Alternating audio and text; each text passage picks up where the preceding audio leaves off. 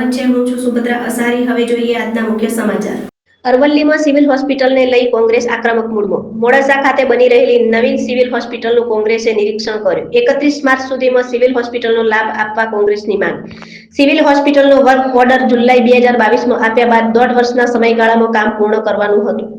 Civil હોસ્પિટલના નિર્માણની અવધિ ઉપરાંત 2 વર્ષ થવા છતાં હજુ સુધી નથી મળ્યો લાભ। સિવિલ હોસ્પિટલનું કામ 1 માસમાં પૂર્ણ કરવા કોંગ્રેસનું અલ્ટિમેટમ।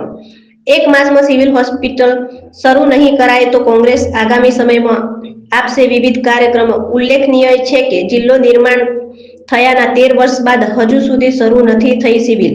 રિપોર્ટર બાબુસિંહ ચૌહાણ, મોડાસા। જિલ્લાના મથક મોડાસા ખાતે સિવિલ હોસ્પિટલની જે કામગીરી થઈ રહી છે તેની મુલાકાત લીધી।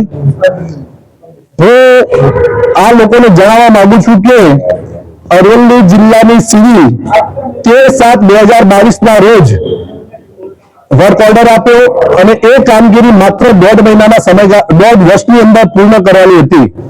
નવાઈની વાત તો એ છે કે એ 1.5 વર્ષનો સમયગાળો પતી ગયો અને એના ઉપર પણ 25 મહિના એટલે કે મુદતની અંદર 2 વર્ષ ઉપરનો સમયગાળો થયો છતાં આ સિવિલની કામગીરી પૂર્ણ થઈ નથી।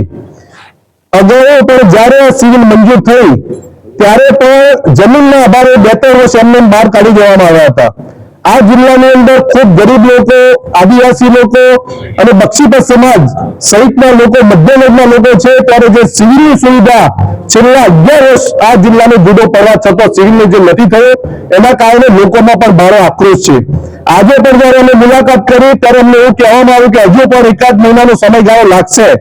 ત્યારે અમે સરકારના વહીવટી તંત્રને જણાવવા માંગીએ છીએ કે આ સિવિલ હોસ્પિટલ તમે ઝડપથી કામગીરી પૂર્ણ કરાવો। વારંવાર તમે જે દિવસો વિલંબ કરે અને જે લોકોના જિલ્લાનો જે સિવિલનો લાભ મળવો જોઈએ લાભ મળતો નથી એના કારણે લોકોમાં પણ ભારે આક્રોશ છે।